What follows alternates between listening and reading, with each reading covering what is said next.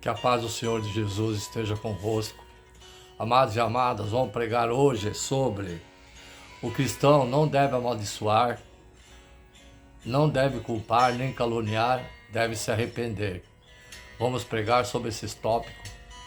Nessa pregação, que o Divino Espírito Santo desça sobre nós, ilumine nossos caminhos, nosso entendimento, para ouvir essa pregação aos amados e amadas, em nome de Jesus, as servas do Senhor, a Igreja Novo Reino de Deus e todos os quatro cantos da terra. Vamos ouvir a palavra, os anseios do Senhor, através desse servo que transmite todos o seu poder, sua palavra, para aqueles que estão nos caminhos das trevas, que ilumine os seus caminhos e eles tenham paz, ânimo e a sua salvação esteja próximo. O que é amaldiçoar? É pecado amaldiçoar? Se pergunte para o seu irmão ao lado, é pecado amaldiçoar? Então vou transmitir a vocês. Se alguém me amaldiçoou, eu estou em perigo, vejam o que a Bíblia diz. Amaldiçoar é pecado? Se alguém me amaldiçoou, estou em perigo? Quem amaldiçoa outra pessoa está pecando contra Deus? Que pede que desejamos apenas o bem do nosso próximo. Bendizei aos que vos maldizem, orai pelos que vos caluniam. Lucas capítulo 6, verso 28. Abençoai os que vos perseguem, abençoai e não amaldiçoeis. Romanos capítulo 12, verso 14. Palavras iradas ou amargas revelam um coração impuro que necessita de sangue de Cristo para libertá-lo do pecado. Crianças que ouvem palavras de ira também tendem a acreditar nas palavras faladas, se sentem inferiorizadas e inseguras. Jamais devemos amaldiçoar quem quer que seja. Mães, eis a palavra do Espírito Santo. Jamais devemos amaldiçoar quem quer que seja, mesmo seus filhos. Lembre-se que a palavra, sua palavra, tem poder. Sim. Crianças que ouvem palavras de ira, atenção, mães. Repito, crianças que ouvem palavras de ira, atenção, mães, a palavra tem poder. Vocês são sabedores que palavra tem poder. Essas palavras, às vezes, que você dirige aos filhos. Eu quero que um pau caia na tua cabeça, maldito. Tem umas que falam isso. Você não presta, você é maldito. Cuidado. Cuidado. Cuidado. Jamais deve amaldiçoar quem quer que seja, principalmente seus filhos. Deus, Pai, não autoriza ninguém a desejar o mal a outras pessoas. Deus não autoriza ninguém a desejar o mal. Mas se algum dia você receber alguma palavra de maldição por parte de alguém, não tenha medo. Até os teus próprios filhos podem dirigir a palavra a você, mãe, pai. Palavras de maldição, sim. Explique para o seu filho que a palavra tem poder, que o que você desejar ao seu pai, sua mãe, tipo isso, eu quero que você morra. Tem filhos que devem ter dirigido já isso para suas mães. Eu quero que você se quebre tudo. Quero que esse pau caia na tua cabeça. Filhos também, vice-versa, mães e pais. Então, se algum dia você receber alguma palavra de maldição por parte de alguém, não tenha medo, pois se você se refugia em Deus, Ele te protege. O anjo do Senhor acampa-se ao redor do homem e os livra. Salmo 34, verso 7. Sabemos que todo aquele que é nascido de Deus não vive em pecado. Antes, aquele que nasceu de Deus o guarda e o maligno não lhe toca. 1 João capítulo 5, verso 18. Quando desobedecemos a palavra de Deus, estamos sujeitos às consequências trágicas do pecado e de cair na maldição resultante da transgressão. Os castigos divinos são medidas redentivas para mostrar de maneira mais impressiva que o caminho que o pecado está trilhando é destrutivo e pode te levar à perdição eterna. Então o propósito da disciplina, do castigo ou da maldição divina é fazer com que o pecador reconheça o seu erro e se arrependa. Esse conceito está presente no livro de Deuteronômio, capítulo 28, verso 30. Deus não tem prazer na morte do ímpio. Acaso tenho eu prazer na morte do perverso? Diz o Senhor Deus, Pai. Não desejo eu, antes, que ele se conversa dos seus caminhos e viva. Ezequiel capítulo 18, verso 23. Portanto, se alguém tem hábito de amaldiçoar as pessoas, os filhos e quem está ao teu lado, está agindo de forma contrária à vontade de Deus. E, portanto, deve parar com isso. Não pela maldição inerente nas palavras, mas pelo efeito que as palavras exercem sobre eles. A palavra tem poder. Por estar agindo contrariamente à vontade divina, aquilo que você fala ou deseja, mesmo que seja por impulso, para alguém, principalmente filhos, só irá acontecer se a própria pessoa contribuir para aquilo, se estiver nos planos de Deus para aquela vida. Tem mães que durante a adolescência do filho, o crescimento do filho, ela passa 10 anos amaldiçoando o seu filho. Veja o que eu falei aí em cima, que Deus, aquilo que você fala ou deseja para alguém, só irá acontecer se a própria pessoa contribuir para aquilo e se estiver no plano de Deus. Amém? Então, às vezes a vontade de Deus demora no tempo dele anos, quando aquela mãe deseja o filho. Não, porque você é bandido, você vai virar homem das drogas igual seu pai, que é traficante. Eu te amaldiçoo. Ela não faz isso por odiar. Ela faz sem pensar, para agredir às vezes, né? Mas o poderoso Pai, ele guarda 1 ano, 2 anos, 3 anos, 10 anos. Aí um belo dia a polícia pega o seu filho, certo? Traficando droga. Ele foge, certo? Ele mata, ele é preso. E a mãe se descabela. Oh, meu Deus, o que eu fiz? O que eu fiz pro meu filho para chegar nisso? Se eu sempre tentei não faltar nada para ele. Mas você esquece, mãe, que as palavras que você disse, e o poderoso Deus guardou 10 anos essas palavras. Lembre-se que às vezes tem mães que terceiriza o seu trabalho de mãe para terceiros, babás, etc.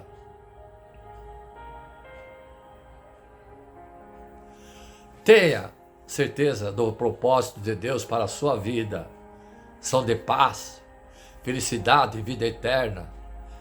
Eu é que sei dos pensamentos que tenho ao seu respeito, diz o Senhor, pensamentos de paz e não do mal, para vos dar o fim que desejais. Jeremias capítulo 29, verso 11. Eu vou citar aqui abaixo alguns versos bíblicos para você refletir, amado e amada. Não planeje no íntimo mal contra o seu próximo, e não queira jurar com facilidade. porque eu odeio todas essas coisas, declara o Senhor. Zacarias capítulo 8, verso 17. Não se alegre quando seu inimigo cair, nem exulte o seu coração quando ele tropeçar, para que o Senhor não veja isso e se desagrade e desvie dele a sua ira. Provérbios capítulo 24, verso 17 e 18. Mas eu digo que no dia do juízo, os homens haverão de dar conta de toda palavra inútil que tiver falado. Vou repetir. Mas eu digo que no dia do juízo, os homens haverão de dar conta das palavras inúteis que tiverem falado. Pois por suas palavras vocês serão absolvidos ou condenados, ou por suas palavras serão condenados. Mateus capítulo 12, versos 36 e 37. Sim, amados e amadas, repense na palavra que o Espírito Santo está enviando a vocês através desse servo, nesse momento. Aproveitem, se organizem, se arrependam do palavreado. Pastor, pode amaldiçoar por ter deixado a denominação, por sair da igreja? Sim. Existem pastores, são seres humanos, né? E pessoas são pessoas que estão sofrendo perseguição por ter abandonado a denominação onde estava. Existem denominações aí, que eu não vou citar o nome, que mandam matar, causam acidentes, as pessoas que abandonam a denominação. Alguns acham que isso equivale a ter deixado de crer em Jesus. Outros lançam maldição sobre você, dizendo que sofrerá estando fora da igreja, daquela igreja. E o pastor chegou a dizer que a mão de Deus irá pesar sobre você.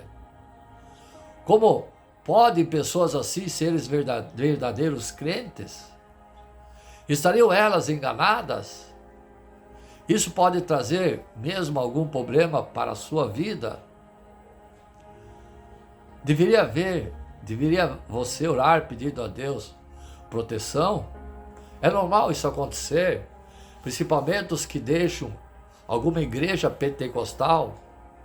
Quanto a serem ou não crentes reais, os que dizem essas coisas, deixa isso para Deus resolver. O Senhor conhece quem são as suas ovelhas. Segundo Timóteo capítulo 2, verso 19, que diz: todavia o fundamento de Deus fica firme, tendo esse selo, o Senhor conhece os que são seus, e qualquer que profere o nome de Cristo, aparta-se da iniquidade. Uns podem ser crentes sinceros,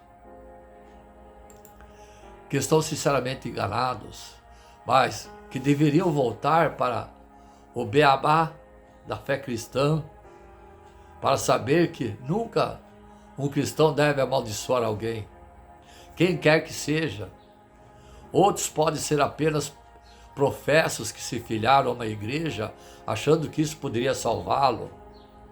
Esses que são tão orgulhosos da sua denominação, que ignoram como andar com o mesmo sentimento em Cristo Jesus, esses cometem pecado ao desejarem o mal a você.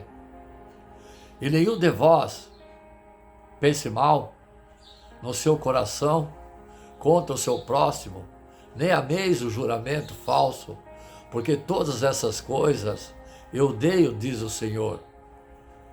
Quando cair o teu inimigo, não te alegres, não te regozije o teu coração quando ele tropeçar, pois o que há em abundância no seu coração, disso fala a sua boca.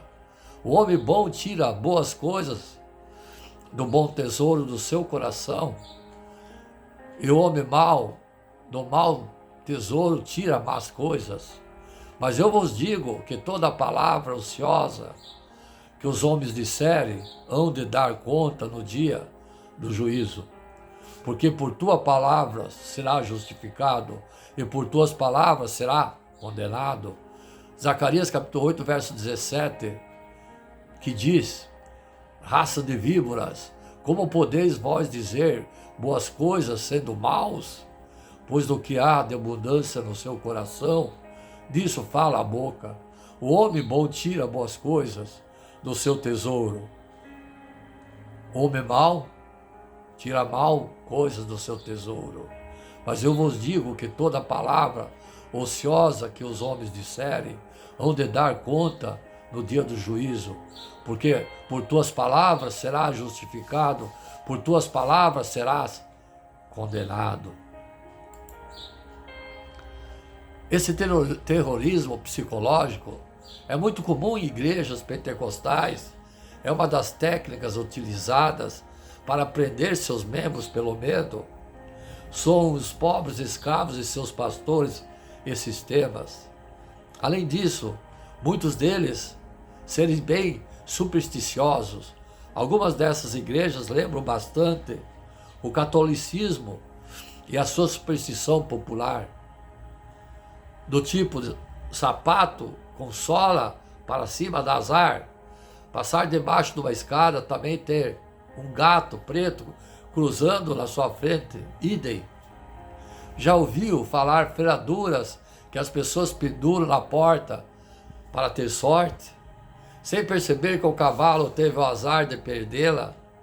E chaveiros com pé de coelho são vendidos até hoje porque ninguém parou de pensar que o coelho, que tinha 4 daqueles, foi sacrificado mesmo assim. Mas algumas superstições, amados e amadas, surgiram como uma forma de manipular e controlar as pessoas. Sabe de onde vem a ideia de que não se pode comer banana à noite? Tem até uma rima: de manhã é ouro, à tarde é prata e à noite mata. Na verdade, essa é a versão brasileira, porque a sua origem portuguesa, a fruta é a laranja. O objetivo era evitar que empregados, no caso do Brasil, os escravos, entrassem na plantação à noite para roubar e comer frutas. Em muitas dessas igrejas pentecostais, as superstições só mudam de nome e de objetivos, passando a usar coisas como água do Rio Jordão, azeite do Monte de Oliveira, e até pétalas de rosas que chamam rosas de Saron. Existe um comércio que cresce cada vez mais com a venda de badulaques, chamados evangélicos e usados nessas igrejas. A mesma técnica de amaldiçoar os que abandonam uma denominação pentecostal é usada por muitos pastores. Tem pastores que usam, vocês sabem que quando eu prego, eu falo inspirado no Espírito Santo. Se vocês me abandonarem, estarão abandonando o ministério do Espírito Santo. Estarão pecando contra o Espírito Santo. E quem peca contra o Espírito Santo não terá perdão jamais. Se falar isso tocando uma música no fundo, bem fundo, uma música com fundo bem fúnebre e com aquela gargalhada macabra dos filmes de terror, deve ficar perfeito. Pastores que falam isso são condenados à morte sem direito a arrependimento. Tudo isso também, muito de paganismo, pois foi assim que os pagãos da ilha de Malta interpretaram o acidente que aconteceu com Paulo e uma víbora, por não perceberem que era Deus que havia permitido aquilo, justamente para dar testemunho do poder de Deus que Paulo vinha anunciar. E havendo Paulo ajuntado uma quantidade de vides e pondo-as no fogo, uma víbora fugindo do calor, lhe acometeu a mão, mordeu a mão. E os bárbaros, vendo-lhe a víbora pendurada na mão, diz uns aos outros: certamente esse homem é homicida, visto como escapando do mar. A justiça não o deixa viver, mas sacudindo dele a víbora no fogo, não sofreu nenhum mal. Atos capítulo 28, verso 3 e 5, que diz: e havendo Paulo ajuntado uma quantidade de vides e pondo-os no fogo, uma víbora, uma cobra, fugindo do calor, lhe acometeu a mão, mordeu a mão. E os bárbaros, vendo a víbora pendurada à mão, diziam uns aos outros: certamente esse homem é homicida, visto como escapando do mar, a justiça não o deixa viver, mas sacudindo ele a víbora no fogo, não padeceu nenhum mal. Atos capítulo 28, verso 3 e 5. Todo esse terrorismo psicológico cria em alguns o medo, que é o estado psicológico em que uma pessoa submetida a um tempo prolongado de intimidação passa a ter simpatia, até mesmo amor ou amizade pelo seu agressor. O nome foi dado depois de um sequestro de Estocolmo, na Suécia, em 1973, quando se percebeu que as vítimas submetidas ao forte estresse de dominação violenta se apegaram aos seus captores e os defendiam perante a polícia. Esse mesmo sentimento pode ser encontrado em esposas e filhos que sofrem abusos de maridos e pais violentos, e em prisioneiros de guerra que são torturados fisicamente e psicologicamente. Uma série da TV que explorou esse assunto foi Homeland, que mostrava um soldado norte-americano de volta ao seu país como herói, depois de ter passado anos numa prisão sendo torturado por radicais e que não sabiam era o que debaixo da farda de herói, o que voltava para casa era um psicopata convertido ao islamismo e pronto para explodir em cega obediência aos seus torturadores. Mas o que fazer? Temos que orar, seguir em frente, pedir a proteção a Deus para que tudo nos dê força. O que a Bíblia diz sobre a palavra maldição? Os pecados da língua são fáceis de cometer. Na carta de Tiago, capítulo 3, dedicado ao domínio da língua, que pode trazer muitas bênçãos e também grandes prejuízos. Assim diz a carta: com ela bendizemos ao Senhor e com ela amaldiçoemos as pessoas feitas à imagem de Deus. Da mesma boca sai a bênção e a maldição. Ora, meus irmãos, não convém que assim seja. Tiago capítulo 3, verso 9 e 10. De fato, não podemos nos iludir e crer que desejando mal ao próximo em palavras e pensamentos, passamos a agradar a Deus de outras formas. Amaldiçoar é o desejo ao outro qualquer mal. E quantas vezes não nos deixamos cair nesse pecado? Desejamos que o outro se arrependa e que tenha o que merece, mas não pelo julgamento divino, e sim pelo nosso. Quantos pecados gravíssimos cometemos ao desejar com más intenção que Deus vai lhe dar o que merece. O primeiro é contra um mandamento: não tomar o seu santo nome em vão. Ainda com o mesmo ato de amaldiçoar, julgamos, condenamos e deixamos de amar o próximo. O uso em vão do nome de Deus inclui os pecados de perjúrio, Mateus capítulo 5, verso 33, e do falso testemunho, Deuteronômio capítulo 5, verso 20, além do que pode ser chamado de uso mágico do nome divino, traduzido para o grego como em vão. Isso significa usar o nome de Deus para causar consequências na vida do próximo, ou seja, querer que algo ruim aconteça, proferindo o nome de Deus. Da mesma forma, Jesus ensinou de forma clara: não julgueis e não serás julgados. Mateus capítulo 7, verso 1. Ora, se julgamos que o mal deve acontecer com o próximo pelas mãos de Deus, que punição caberia a nós? Jesus nos ensinou uma lição: devemos estar prontos, pois com o mesmo julgamento com que julgardes os outros, sereis julgados, e a mesma medida que usardes para os outros servirá para vós. Mateus capítulo 7, verso 2. Parece-nos difícil não condenar aqueles que nos fazem mal, não desejar punição àqueles que nos perseguem, aos egoístas, aos hipócritas, aos violentos, mas essa a difícil lição de Yoshua Mashiach, Jesus Cristo, nos ensinou: ora, a vós que me escutais, eu digo, amai vossos inimigos e fazei o bem aos que vos odeiam. Falai bem dos que falam mal de vós e orai por aqueles que vos caluniam. Lucas capítulo 6, verso 27 e 28. Essas palavras podem ser consideradas o fundamento da doutrina de Jesus Cristo em relação ao amor e à misericórdia que os cristãos devem prestar aos demais. ao longo da sua vida terrena, Yoshua Mashiach, principalmente na cruz, mais do que anunciar, Jesus foi exemplo dessa lição. Na carta de Coríntios, a lição é reforçada. Abençoai os que vos perseguem, abençoai e não amaldiçoei. Romanos capítulo 12, verso 14. Portanto, amados e amadas, desejar o mal ao próximo, com palavras de pensamentos de amaldiçoar. Quando o fazemos, pecamos contra os mandamentos e deixamos de observar as lições de amor e misericórdia que Jesus nos ensinou. Antes de tudo, saibamos conter o nosso julgamento e condenações, e assim nos livramos de tantos pecados. A carta de Tiago resume a virtude nesses dizeres: aqueles que não pecam com o uso da língua é o homem perfeito. Tiago capítulo 3, verso 2.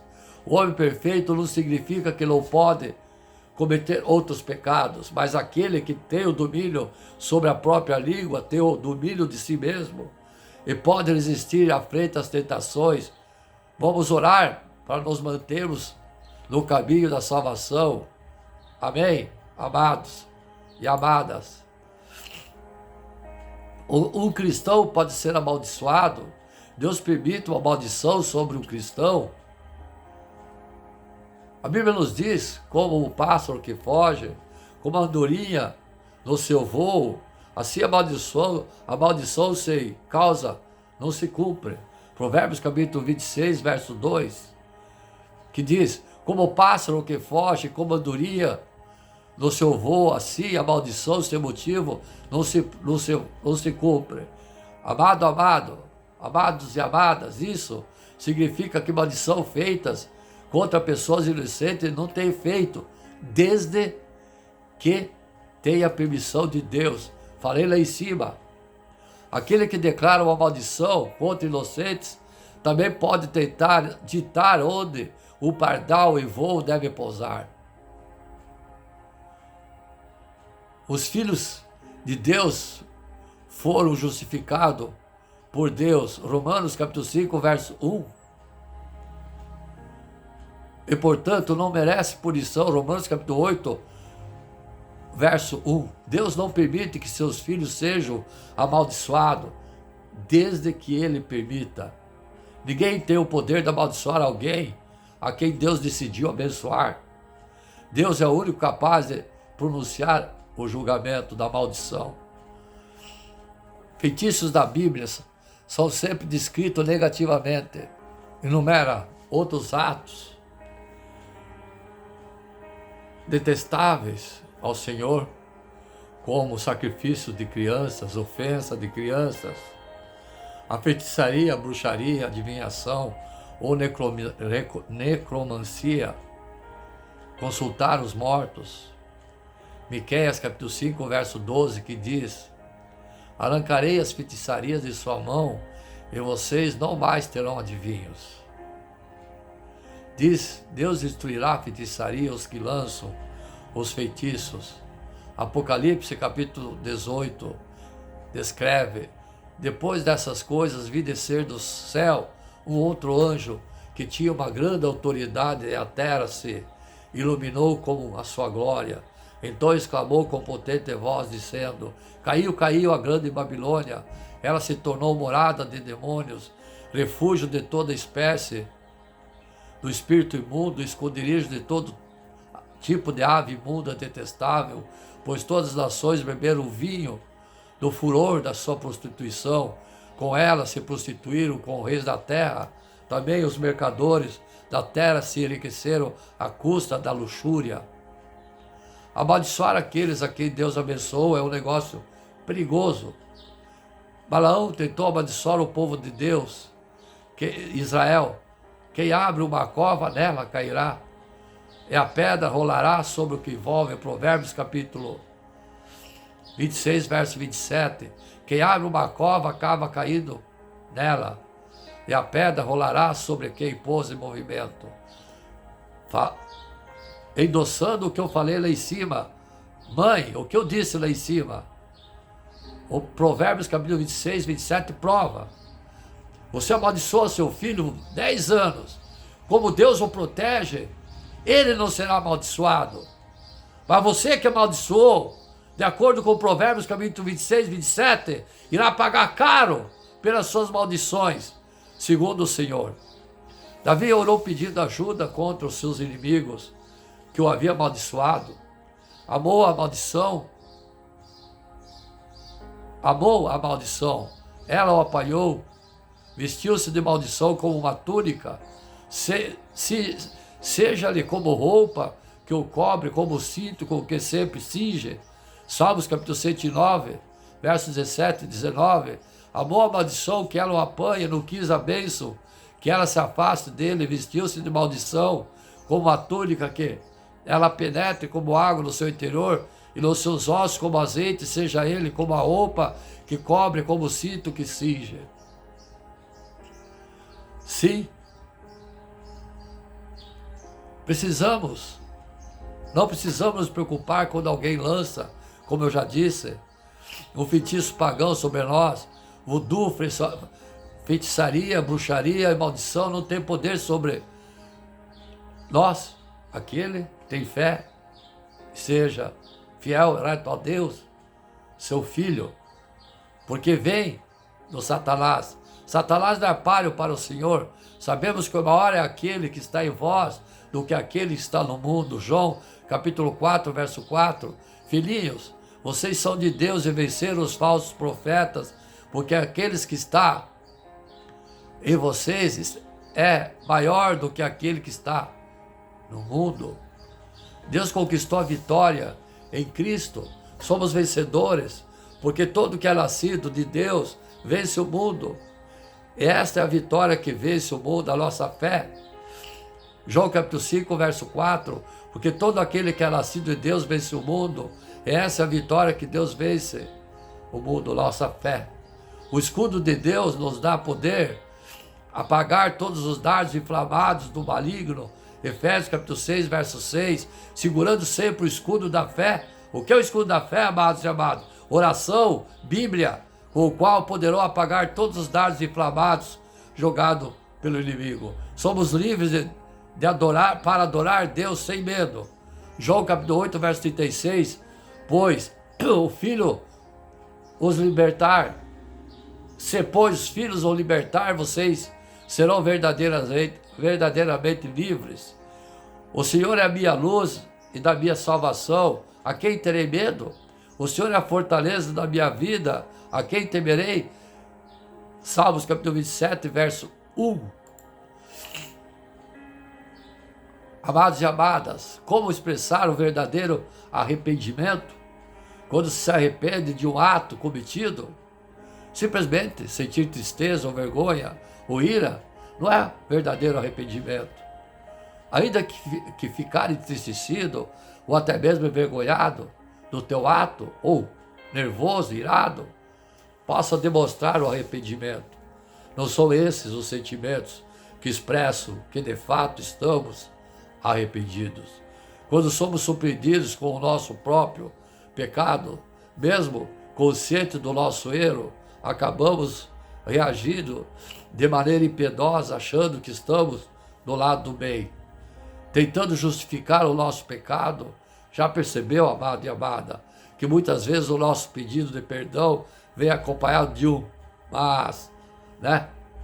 Não perdoou. Então o mas é a única tentativa de nos auto-justificarmos, de sermos auto-indulgentes. Veja se não é assim que acontece ou pensamos, amados.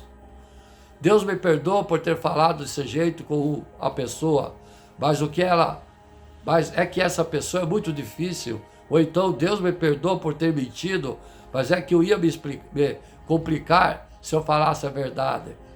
Como diz aquele, uma mentira ajuda a viver. Deus me perdoa por ter xingado no trânsito, mas olha que a palavra tem poder.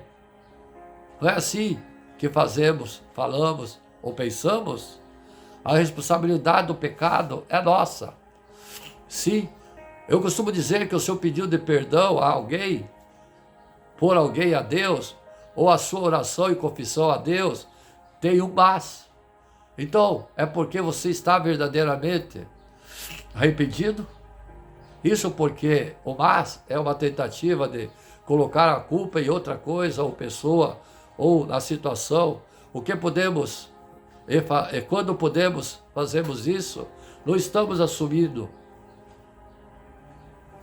verdadeiramente o que somos pecadores, estamos dizendo que erramos, porque outras pessoas ou situação são más.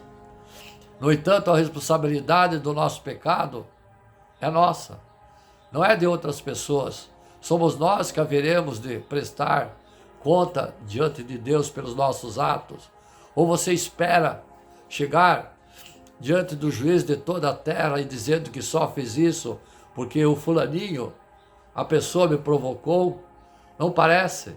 Temos costume de jogar a culpa sempre nos outros, coisa de criança. Se apresentar diante de Deus assim, é mais que isso. A quem você tentaria enganar? O Senhor que conhece até o mais profundo do nosso coração. Aquelas pessoas, mulheres, por que você é prostituta? Ah, sabe o que é? Eu fui abandonada pelo marido e eu não tenho emprego, meus filhos estavam passando fome, a única forma que eu consegui foi me prostituir. Pecado! Deus não te abençoa jamais. Seus filhos serão frutos do teu pecado. Deve assumir sua culpa. Se queremos expressar o verdadeiro arrependimento, nós temos que assumir a culpa dos nossos pecados. Assumir a culpa é ter consciência verdadeira do que aquilo que fazemos de mal é reflexo do nosso coração pecaminoso. A culpa não é dos outros ou das situações, é minha. Mas existe uma realidade maravilhosa para aqueles que estão em Cristo. Jesus assumiu a nossa culpa. Quando cremos no Evangelho e temos consciência daquilo que Jesus fez em nosso lugar, pagando a culpa dos nossos pecados lá na cruz do Calvário, então não temos mais por que tentarmos nos justificar de nossos pecados. Podemos assumi-los. Eu assumir os pecados, depositamos todos eles aos pés da cruz de Jesus, porque sabemos que não precisamos carregá-los, Ele carregou por você. Em Cristo receberemos o perdão e, além disso, Ele nos justifica do nosso pecado. Uma vez fomos surpreendidos por outros ou por nós mesmos, o pecado, nossa atitude deve ser, sim, chorar, sentir vergonha, talvez até ira, mas não por nós mesmos ou pela nossa imagem, mas por causa da glória de Deus. É ao fazer isso, assumir a culpa, para que logo em seguida possamos nos lembrar da graça de Deus que em Cristo carregou a cruz, essa culpa para longe. Que Deus abençoe cada um de nós, aqueles que se arrependem dos pecados. O arrependimento liberta, sim. Ao meditar sobre a palavra do arrependimento que liberta, muitos de nós, após determinado tempo de evangelho, ainda somos escravos de nós mesmos, escravos de situações que vivemos e que às vezes nos fazem desistir do evangelho. Afinal, o que nos sustenta o evangelho, o que pode levar cada irmão da igreja a amar mais a Yeshua Mashiach, como nós mesmos somos amados por Ele e entendemos como funciona isso? Então, uma visão clara dessa pregação. Davi foi uma pessoa que foi chamada por Deus, o homem segundo o coração, o seu coração, e por isso ele era assim. Duas situações da Bíblia entendemos isso, mas somente uma. A palavra de Samuel passa a Saul uma mensagem de Deus, rejeita-o e diz: vou colocar uma pessoa no seu lugar, o homem segundo o coração de Deus. Em Atos, Paulo explica na sinagoga o que Deus disse: encontrei Davi, filho de Jessé, homem segundo o meu coração, ele fará tudo o que for da minha vontade. Temos muitas observações sobre Davi. Sabemos que ele não foi um pai muito nobre, foi grande guerreiro, teve pecados de sangue, pecados de adultério, foi pecador como eu, como você, mas o amor de Deus resolveu dizer: esse é o homem segundo o meu coração. Sim, porque ele faria tudo o que fosse a vontade de Deus. Uma das principais vontades de Deus era que ele não pecasse, mas ele pecou. E nós perguntamos como Davi encontrou o caminho de volta. Que caminho é esse que podemos dar sustentação no amor de Deus? Foi arrependimento genuíno. Davi tinha um coração contrito quando descobriu que errava. Era resiliente, humilde, conseguia vencer o seu orgulho. Sim, conseguia vencer a soberba, conseguia se submeter à vontade de Deus por meio do arrependimento genuíno. Isso foi o caso de adultério de Davi com Betseba. 1 Samuel capítulo 11, verso 27, vejo que Deus mandou o recado a Davi, porque o que ele fez desagradou o Senhor. Nós podemos sustentar nossa vida no dia a dia, o nosso relacionamento com o Senhor, de filhos amados de Deus. Ele não nos deixa de nos amar. Cada vez Ele vai nos amar mais e mais.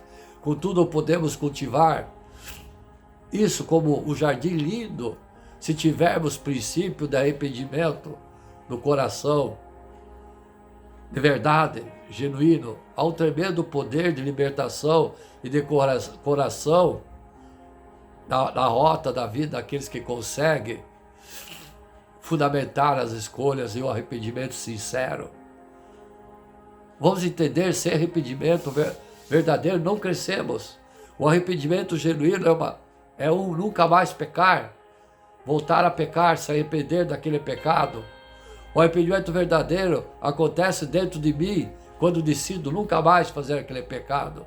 Sem arrependimento verdadeiro, a gente não muda, a gente não cresce, a gente não se liberta. Não há arrependimento verdadeiro até que tenhamos feito algo a respeito do pecado, até que vençamos o pecado. O arrependimento não foi verdadeiro seu. Por exemplo, acordei de madrugada e fui ver pornografia de uma só vez em vez de orar. Nesse caso, você não venceu. Você mentiu para poder fechar um negócio, você não venceu.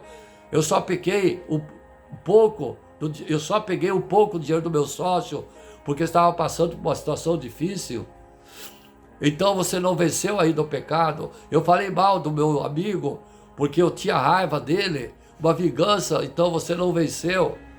Então, esse processo que precisamos compreender, não basta saber que é errado ou ficar triste por ter pecado, pois triste é remorso. O pecado precisa ser abandonado. O que é pecado? É fazer coisas que não estão agradando a Deus. Pecado é quando você não está de acordo com a palavra, com as revelações do Espírito Santo, segundo os mandamentos de Deus. A glória de Deus não orada, os pecados se definem assim. A santidade de Deus não revelada, a grandeza de Deus não admirada, o poder de Deus não louvado, a sabedoria de Deus não estimada, a beleza de Deus não anelada, a bondade de Deus não saboreada, a fidelidade de Deus não confiada, os mandamentos de Deus não obedecidos, a justiça de Deus não respeitada, a ira de Deus não temida, a graça de Deus não apreciada, a presença de Deus não prezada, a pessoa de Deus não amada. Isso tudo é pecado, amado e amada. É preciso manifestar o amor. Ter fé liberta aquele que ainda é escravo do pecado. Se você retorna ao seu pecado, lembre-se, você pediu perdão àquele pecado e retornou a pecar, você é escravo do pecado. Mas não liberta totalmente, porque o que liberta é o verdadeiro arrependimento, não tornar mais aquele pecado. Onde não há mudança visível de conquista, não se pode confiar que houve o arrependimento. Aquele que diz eu me arrependo, mas não muda, esquece, ele não se arrependeu. Não se pode vencer o pecado que você finge que não tem. Nem tem como você ser perdoado por um pecado que você não confessa e não tenha arrependimento real. Amém? Amados e amadas, vamos seguir em frente no segundo vídeo. Amém?